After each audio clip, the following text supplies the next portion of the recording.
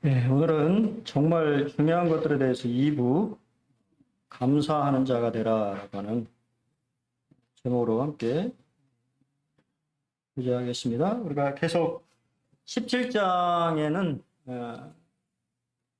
제자들, 특히 우리 그리스도인들에게 어떠한 삶을 살아야 되고 어떠한 위험들에 대해서 조심해야 될지에 대해서 살펴보고 있는데요. 그래서 지난 시간에 용서하는 마음과 신실한 삶의 태도를 가져야 된다라고 하는 것을 말씀을 드렸고요. 오늘은 같이 이렇게 하려고 했는데 아무래도 뒤쪽에 주님의 오심을 준비하라라고 하는 부분들이 좀 길어서 분리해서 오늘은 감사하는 자가 되라라고 하는 부분만 같이 좀 살펴보겠습니다. 같이 보실 말씀은 누가복음 17장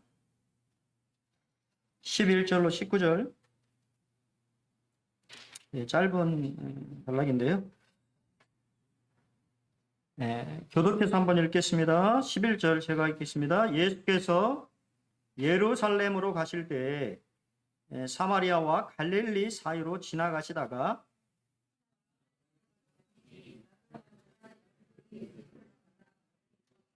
소리를 높여 이르되 예수 선생님이여 우리를 불쌍히 여기소서 하거늘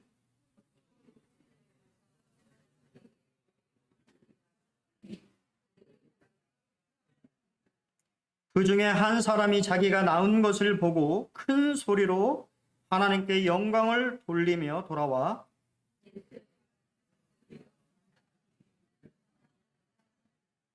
예수께서 대답하여 이르시되 10사람이 다 깨끗함을 받지 아니하였느냐? 그 9은 어디 있느냐?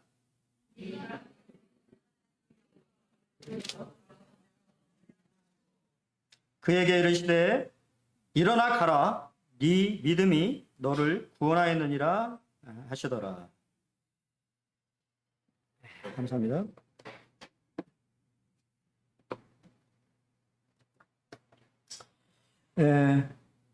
우리가 성경에 보면은 예수님의 행동은 그냥 하는 행동이 아니라 목적이 있다라고 하는 것을 우리가 알게 되는데요. 예수님께서는 지금 우리가 그때 말씀드린 것처럼 누가복음은 예수님이 예루살렘으로 올라가시는 여행기 형식을 띠고 있다고 말씀을 드렸어요. 그래서 이제 예수님이 6월절, 곧 있을 6월절 십자가에서 하나님의 뜻을 이루실 그러한 목적들을 가지고 여행을 계속하고 계시는데요. 그런 중간에 이제 이 사건이 이렇게 기록이 되어 있는데 사마리아와 갈릴리 사이로 이렇게 지나갔다라고 되어 있습니다. 그러니까 이제 사마리아 경계와 갈릴리라고 하는 경계에 이 사이를 사실은 이제 지나가신 거죠. 뭐 아시는 것처럼 이 유태인들은 사마리아 사람들이 우리가 사마리아 사람들은 혼혈인이죠. 그러니까 피가 섞여 있는 이방인, 유태인이긴 하지만 이방인의 피가 섞여 있는 순수한 혈통이 아니기 때문에 유태인들은 사마리아 사람을 어떻게 생각했을까요? 무시하고 그들과 상종하지 않는 그런 태도를 취했는데요. 그래서 우리가 잘 아시는 이게 지도를 보시면 알 수 있는 것처럼 사실 이 유대 지역인 이 갈릴리에서 사마리아를 거쳐서 유대 지역인 예루살렘에 이렇게 가면 쉽게 갈 수 있는 사실은 지름길이죠.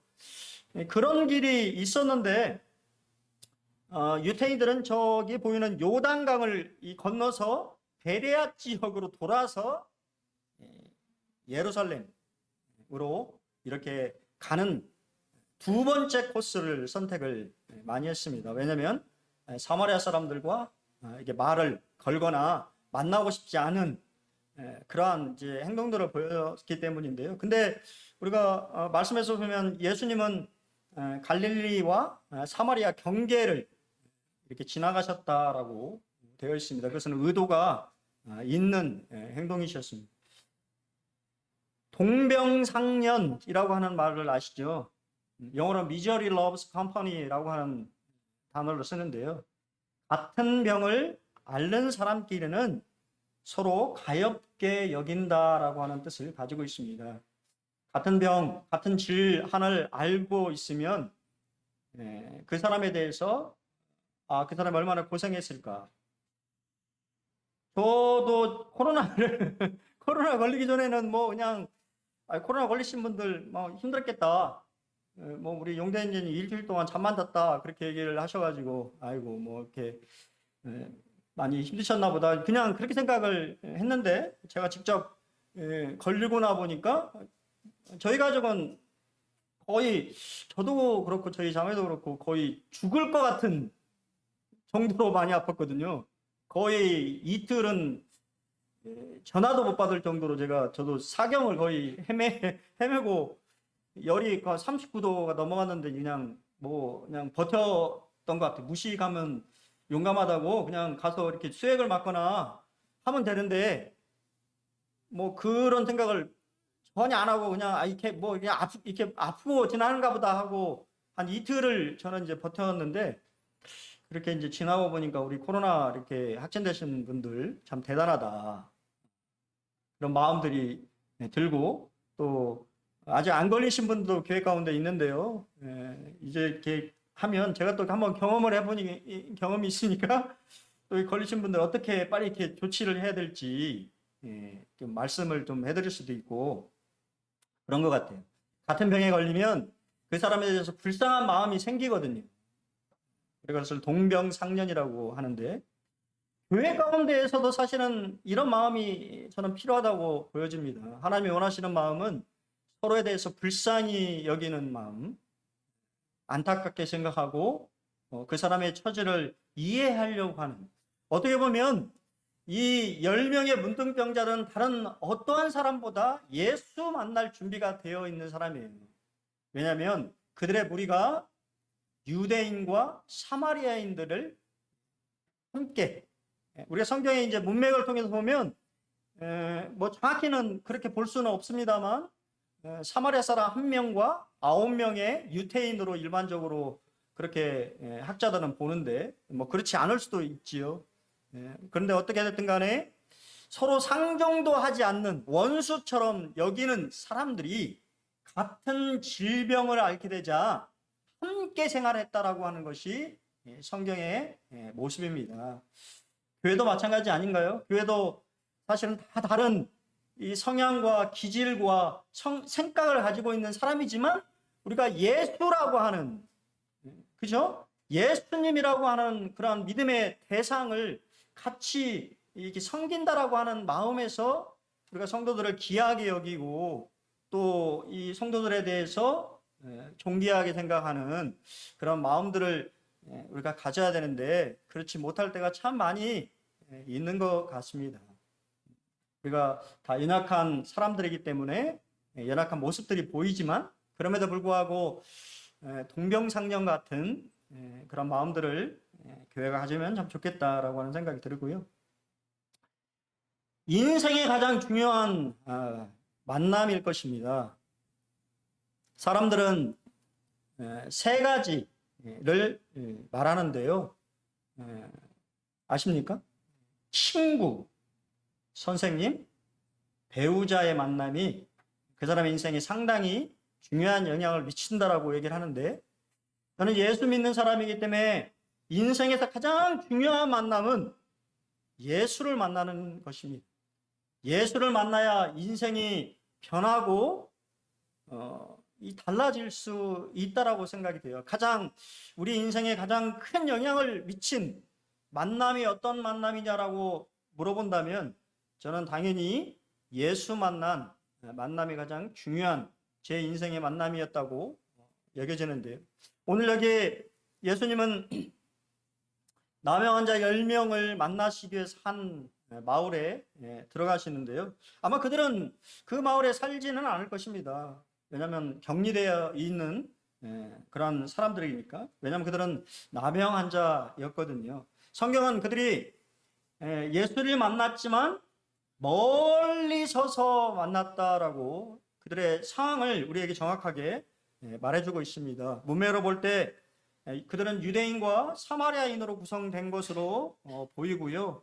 또한 나병 환자들은 정상적인 사회생활을 할 수가 없습니다. 우리가 사회적인 거리두기 뭐 이렇게 우리 했잖아요.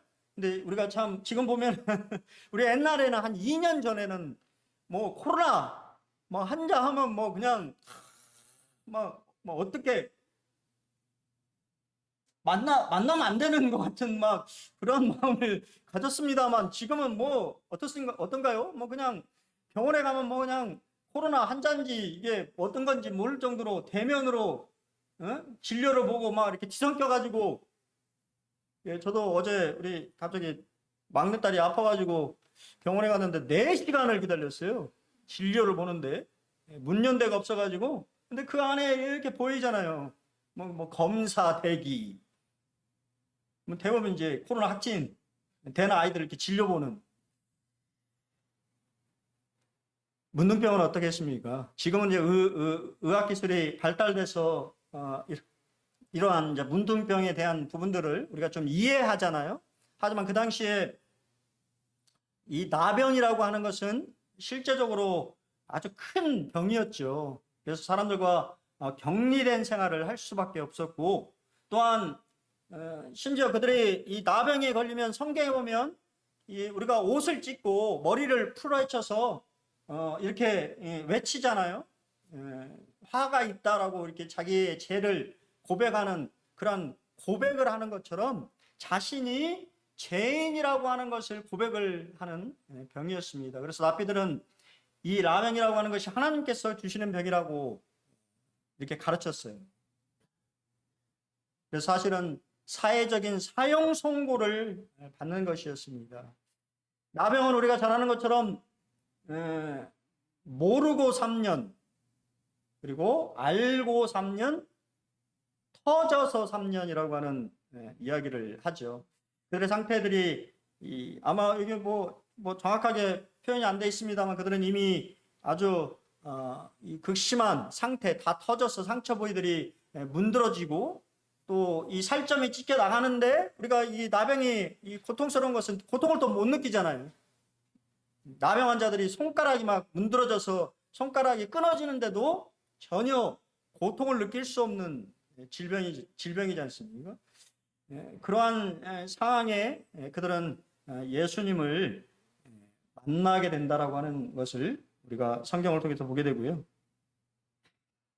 근데 예수님은 바로 우리가 여러 예수님이 치유 방법들을 우리가 성경을 통해서 보는데 이번에는 좀 다른 식의 그런 모습들을 보이는 것을 보게 됩니다.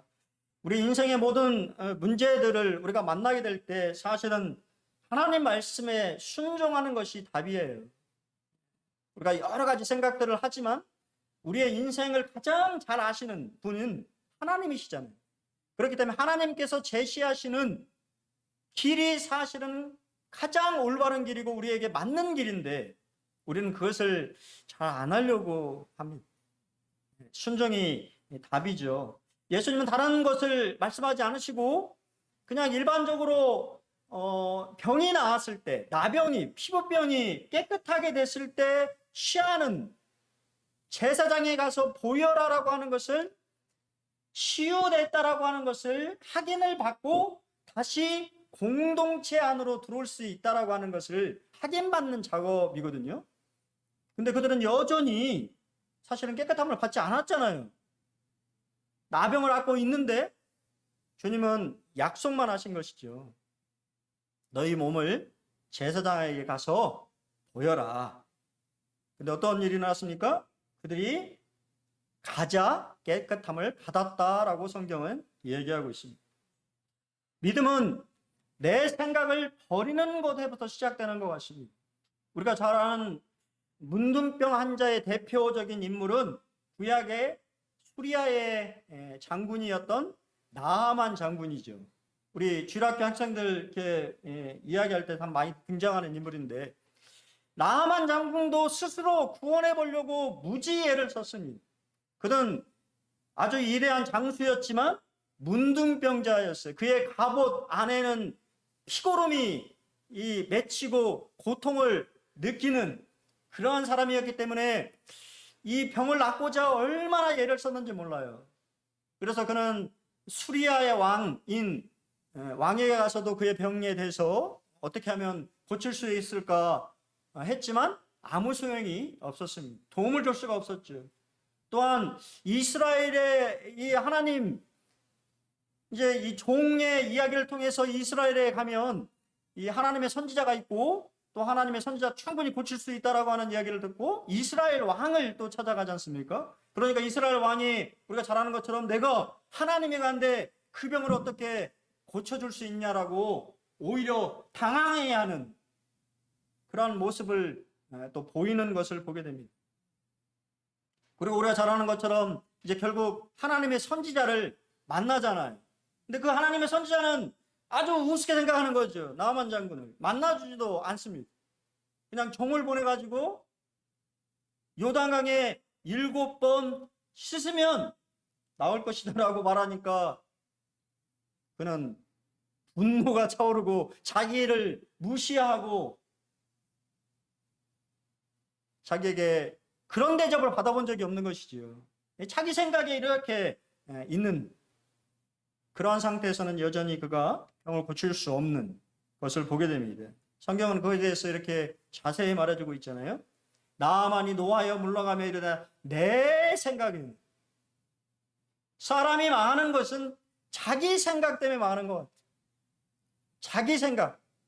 자기가 이 경험한 것이, 자기가 배워온 것이 사실은 이 전부잖아요. 근데 그것이 옳다라고 생각한다라고 하는 것이죠. 나와도 마찬가지로 대접을 받기를 원했던 것 같아요. 자기가 그런 대접을 받아본 적이 없잖아요. 엘리사가 와가지고 극진하게 대접하면서 막 몸에 막 여호와를 부르면서 자기 몸을 만져주며 뭐 안수하며 뭐 이렇게 이런 것들을 해주기를 바랐는데 그런 것은커녕 그냥 종을 보내가지고 저기 요단강 가서 뭐 씻으라고 하니 얼마나 자존심이 상했을까요? 하지만 우리가 잘 아는 것처럼 나아만은 그래도 열려 있었던 사람인 것 같아요.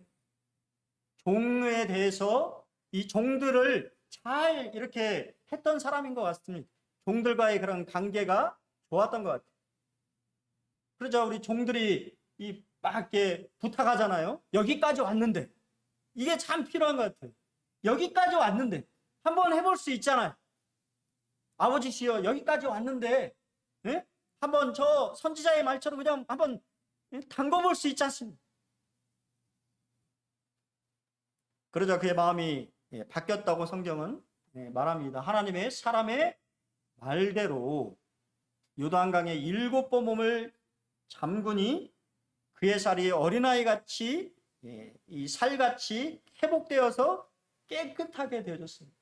내 생각을 버릴 때 그리고 하나님의 말씀대로 순종하게 될 때 하나님의 역사가 일어난다고 성경은 계속적으로 우리에게 말해주고 있습니다.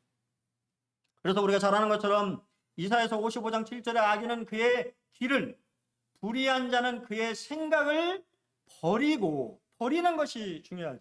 그리고 여호와께로 돌아오라. 그리하면 그가 긍휼히 여기시리라. 우리 하나님께로 돌아오라. 그가 너그럽게 용서해 주겠다고 약속해 주고 있는 것이죠. 자기 생각을 버리는 데부터 이 믿음은 시작되는 것입니다.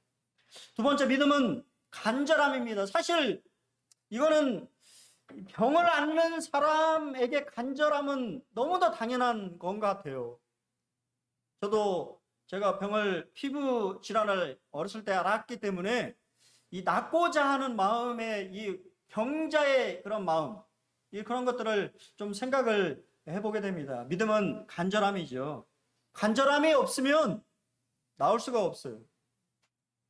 극동방송에 인문학을 하나님께라고 하는 이 프로그램이 있는데요. 거기에 윤태익 교수의 책인 간절함이 답이다라고 하는 그런 책을 소개한 적이 있습니다. 거기에 보면 믿음이 간절함과 만날 때 역사가 이루어집니다. 그러면서 이야기를 하나 드는데요. 여우가 토끼를 쫓고 있었습니다. 그런데 힘도 세고 속도도 빨랐던 그 여우는 토끼를 잡을 수 없었습니다. 왜일까요? 여우는 한 끼의 식사를 위해 뛰었지만 토끼는 살기 위해 뛰었기 때문입니다. 바로 간절함의 차이 때문입니다. 이해가 되죠? 그러면서 인생을 승리하려면 세 가지 실이 필요하다고 합니다. 진실, 성실, 그리고 절실. 절실. 우리 임준 형제 절실.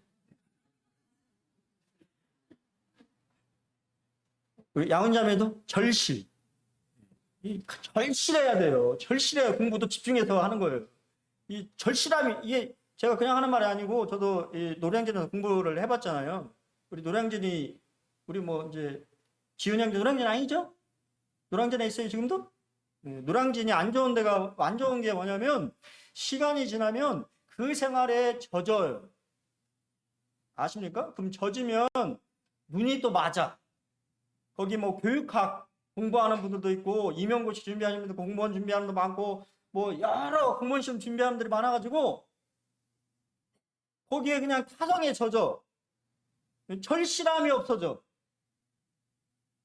임준이 알아요? 그렇게 오래 있으면 안 되는 거예요. 노량진, 신림 이런 데는 오래 있으면 사람이 망가집니다. 절실함이 사라져. 그 절실함을 회복하시고, 그래야 공부를 열심히 할 수 있어요. 그러니까 믿음이라고 하는 건 간절함이죠. 뭔가 절실한 마음이 있어야지, 그죠? 뭔가 의지하는, 하나님을 찾고자 하는, 그분을 뭔가 이렇게 믿고 의지하는 마음들이 생기는 거예요. 그렇기 때문에 하나님이 뭐를 주시니까? 고난을 주시는 거예요. 인생에 고난이 없으면 하나님을 안 찾아요. 그렇기 때문에 인생에 어려움, 고난을 허락하셔서 하나님을 만나게 하시고 찾게 하시고, 그렇지 않습니까? 제가 그렇단 말이에요. 제가 조금 편해지면 하나님 안 찾아요. 금방 그냥 그 세상에 타성에 젖어가지고 살아가니까, 이제 저희 집에 이제 절실함을 주십니다. 지금 거의 저희 집안이 거의 지금 6주째 환자로 그냥 하나님을 안 찾을 수 없는 그런 환경을 이렇게 만드셔가지고, 하나님 간절히 이렇게 찾게 하셨답니다. 또한 믿음의 대상을 아는 것이 중요하고, 우리 다 아는 얘기지 않습니까? 예수 선생님이요. 우리가 선생님 하면 그냥 일반적인 말인 것처럼 보이지만, 이 헬라어인 에피스타테스라고 하는 이 선생님이라고 하는 단어는 감독하는 이치에 있는 자라고 하는 말이에요.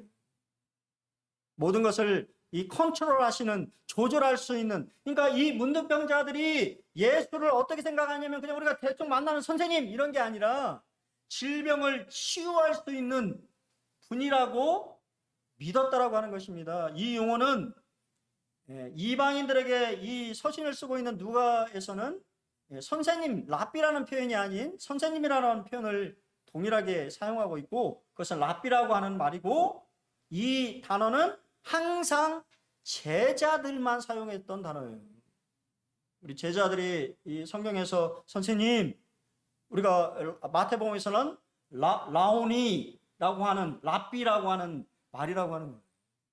그들 또한 예수에 대해서 어느 정도 믿음을 가지고 있었습니다. 우리 사랑하는 요한복음 17장 3절에 영생은 곧 유일하신 참 하나님과 그가 보내신 자 예수 그리스도를 아는 것이니라 라고 이렇게 되어 있잖아요.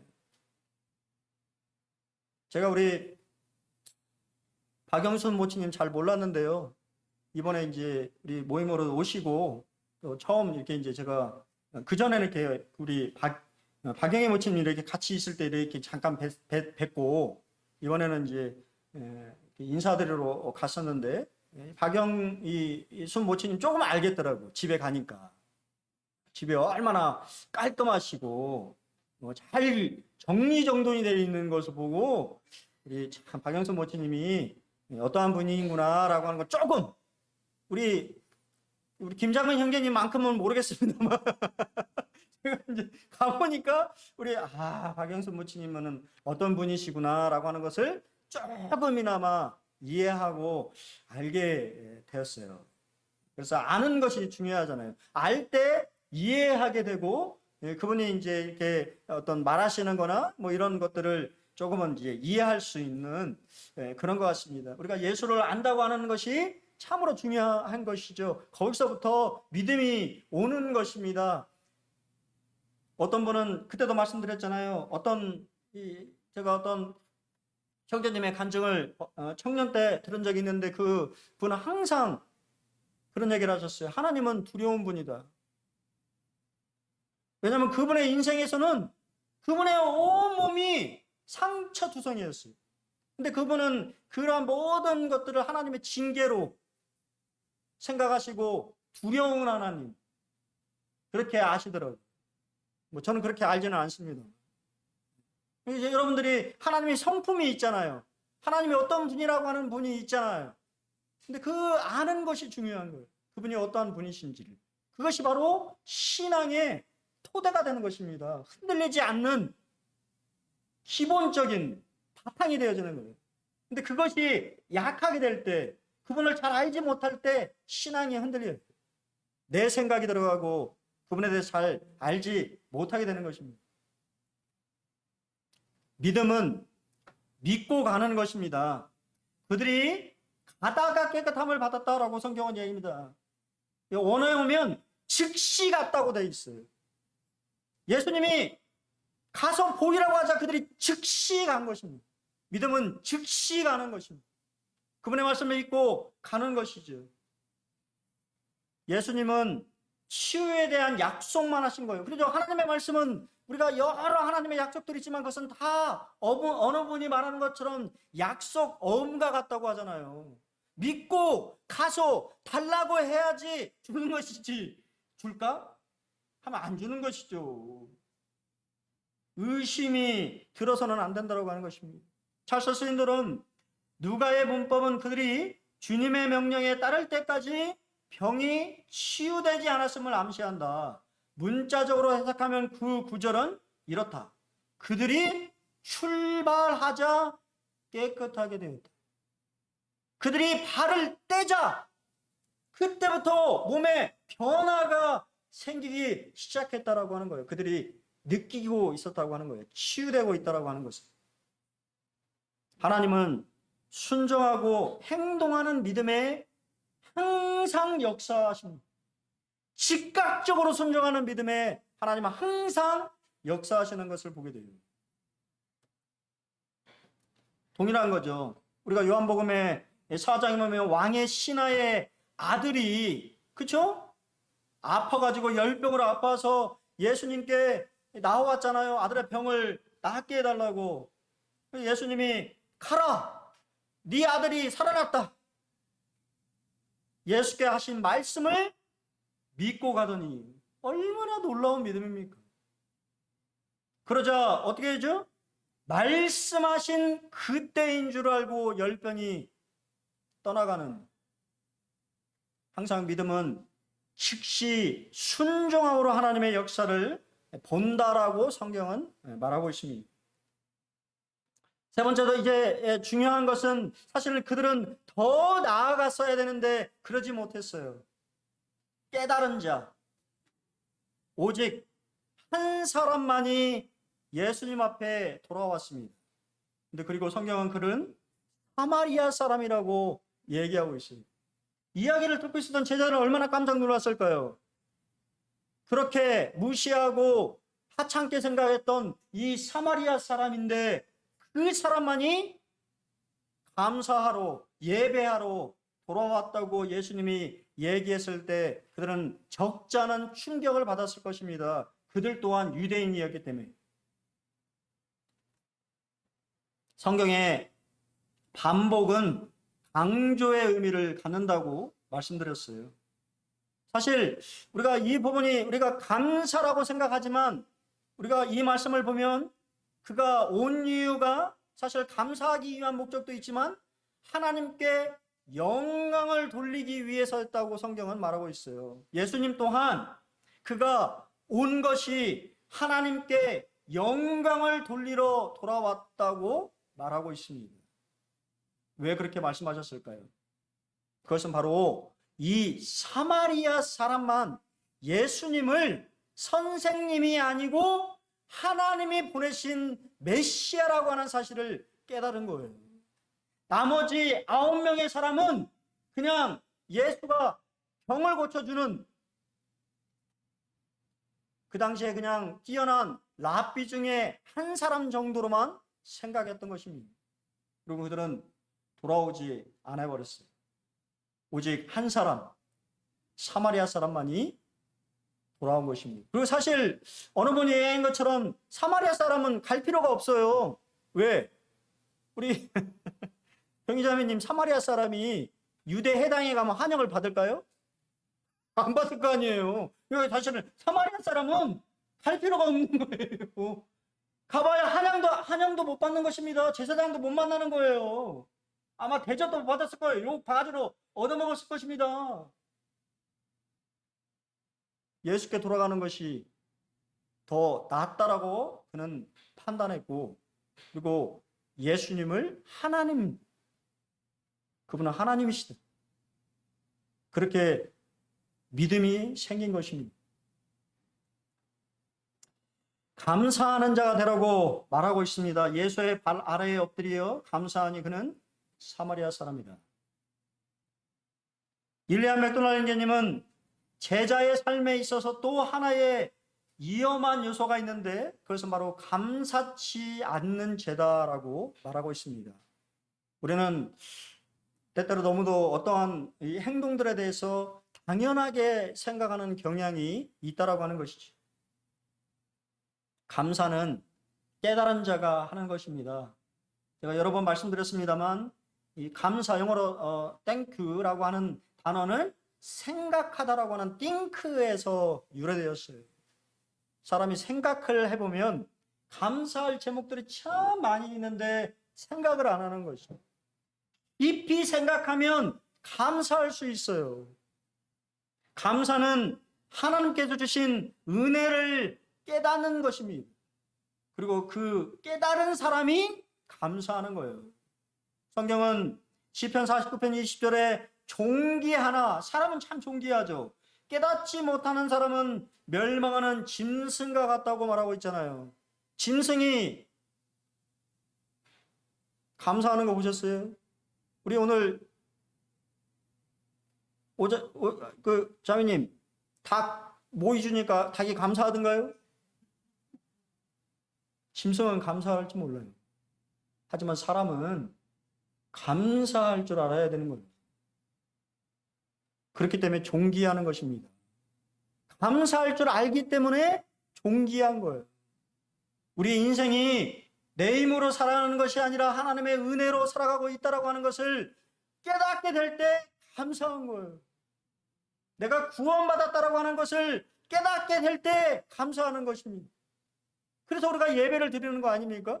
놀러 안 가고 집에서 그냥 드러누워서 편하게 명절을 보내는 것이 아니라 하나님 앞에 감사해서, 그렇죠? 예배당에 와서 예배를 드리는 것입니다. 혹시 송명희 시인을 아십니까? 송명희 시인은 어릴 때 의사의 실수로 뇌를 잘못 건드려가지고 뇌성마비 판정을 받았어요. 그리고 온몸이 마비되는, 10살이 될 때까지 수저를 들 수 없었다고 합니다. 그리고 그의 아버지 또한 결핵을 앓고 있어서 너무 집안이 가난해서 이 10대에 자신의 질병과 이 집안의 이 형편, 이런 것으로 인해서 원망과 불평이 가득했어요. 그때 이 10대에 그가 하나님을 만나게 되고, 저는 참 이 곡이, 이 가사가 나중에 쓴 건지 알아보니까, 제가 이렇게 이번에 준비하면서 보니까 10세 때 쓴 거더라고요. 자기가 그렇게 괴로워하며 원망하며 자신의 그러한 것들을 하나님 앞에 토로하면서 깨달은 것이에요. 그리고 깨달으면서 쓴, 잘 지지도 못하는 연필로 쓴 시가 우리가 잘 아는 나 가진 재물 없으며 라고 하는 곡이에요. 나 가진 재물 없으나 나 남이 가진 지식 없으나 나 남에게 있는 건강이 있지 않으나 나 남이 없는 것 있으니 나 남이 못 본 것을 보았고 나 남이 듣지 못한 음성 들었고 나 남이 받지 못한 사랑 받았고 나 남이 모르는 것 깨달았네. 공평하신 하나님이 나 남이 가진 것 나 없지만 공평하신 하나님이 나 남이 없는 것 갖게 하셨네. 이러한 환경에서 그가 감사할 수 있는 것은 깨달았기 때문이에요. 그리고 그 안에서 하나님의 은혜를 발견하고 공평하다고, 어떻게 공평하다고 얘기할 수 있을까요? 몸도 움직이지 못하고 자기 힘으로는 수저도 들지 못하는 그런 자신이 그렇게 한 것도 아니잖아요. 다른 사람에 의해서 태어날 때부터 그런 것이 아니지 않습니까? 그런 환경에서도 그는 감사의 제목을 찾고 이와 같은 시를 쓰고 노래를 만들었어요. 최근에 우리 송명희 여사님이 쓴 글이 올라와서 다시 한번 공유합니다. 2022년 8월 31일 이른 아침, 아픈 것도 감사합니다. 아파서 돈에 대한 욕심이 더 없어져 주변을 더 돌아보게 하시니 감사합니다. 병이 길고 깊으면 살고 싶은 생각보다 죽음이 두렵지 않아 감사합니다. 삶에 애착이 없어서 비굴하지 않아 감사합니다. 마음이 세상에 없으니 세상보다 천국을 보고 땅에 연연하기보다 하늘 볼 수 있어 감사합니다. 하나님만 의지하고 있습니다. 나면서부터 의사들이 죽는다고 하는 말을 수십 번 들어 별로 생각 안 하고 있습니다. 내가 병원 믿고 살았으면 벌써 세상에 없었을 것입니다. 살면 기회고 죽으면 천국이라 감사합니다. 코로나 온 것 같은데 나아가고 있습니다. 기도해 주세요. 참 대단하죠. 이분의 신앙이. 저는 참 이 마지막 구절에 살면 기회고 죽으면 천국이라 감사하다고 하는 참 말이 마음에 참 와닿았어요. 여러분, 이런 분들도 참 감사하며 사는데 많은 것을 소유하고 누리고 있는 우리는 어떠한 삶을 살고 있는가요? 감사는 표현하는 것이 중요합니다. 은혜를 당연하게 생각하지 않아야 합니다. 언제나 감사를 말로 표현하는 것이 중요합니다. 말에는 힘이 있으며 그 사람의 인격이 담기기 때문입니다.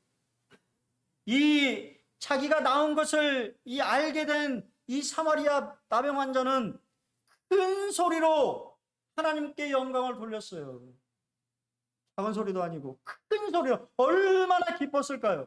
자기가 나았다라고 하는 그 사실이 얼마나 기뻐서 그는 예수님 앞에 감사를 표하면서 큰 소리로 자기가 나았다고, 이게 다 하나님의 은혜라고, 너무 감사하다고 하는 이야기를 표현하고 있지 않습니까? 사도 바울은 우리에게 오히려 감사하는 말을 하라고 합니다. 우리가 때때로 보면 참 이 누추함과 어리석은 말이나 희롱의 말을 이렇게 할 때가 참 많이 있어요. 그러한 말이 아니고, 그러한 세상적인 말이 아니고 오히려 감사하는 말을 하라고 우리에게 권면합니다. 우리는 얼마나 감사하는 말을 하고 있습니다. 감사는 관계를 회복시킵니다. 그렇죠? 감사를 통해서 사마리아인은 하나님과의 관계를 회복하는 것이, 그는 육체의 고침보다 더 큰, 즉 영혼의 구원을 받았습니다. 일리아 맥클라인저님은 감사할 줄 아는 10%의 사람만이 그리스도의 참된 부요를 상속한다고 말하고 있습니다. 여러분, 인간관계도 마찬가지죠. 인간관계도 감사를 표현하게 될 때 싫을 사람이 누가 있어요? 그 사람에 대해서 안 좋은 마음을 가지고 있어도 오히려 그 사람이 앞서서 아이고 감사합니다라고 얘기하면 우리 속담에 웃는 얼굴에 침 못 뱉는다고 감사를 표현하는 사람한테 침을 뱉을 수 있겠습니까? 관계가 회복이 되는 것이죠. 워인 맥마너스라는 분이 이런 말을 했습니다. 교만한 사람은 원망하지만 겸손한 사람은 범사에 감사합니다. 감사는 더 큰 축복을 끌어오는 자석입니다. 감사는 기적을 창조하는 재료입니다. 감사하며 사는 사람은 불행 속에서도 그 속에 담긴 은총을 발견하게 됩니다. 감사는 축복을 가져오는 자석이래요. 그렇기 때문에 여러분 이 감사를 표현하셔야 됩니다. 입에 우리가 감사라고 하는 이 말들을 자주 사용해야 되는 거예요. 마지막으로 우리가 가까울수록 하기 어려운 말이 있죠. 왜? 저도 참 그런 생각 좀 많이 하는 사람이었던 거예요. 알겠지. 모르더라고요. 알겠지 했는데요. 몰라요. 사람이 말을 안 하면 몰라. 그렇기 때문에 표현하셔야 돼요. 우리 한번 우리 좀 바꿔서 우리 이렇게 옆에 우리 양인자님 우리 자매님 보시고 옆에 이렇게 보시고 감사합니다 해봅시다. 자 해보겠습니다. 시작. 감사합니다. 사랑합니다. 힘이 납니다. 예, 이런 말들 많이 한 주 동안 좀 하셔서 주변을 좀 변화시키는 한 주가 되시기를 바랍니다. 남은 연휴 잘 보내시고 또 올라가시는 분들 목적지까지 또 건강하게 잘 올라갈 수 있기를 바랍니다. 예, 감사합니다.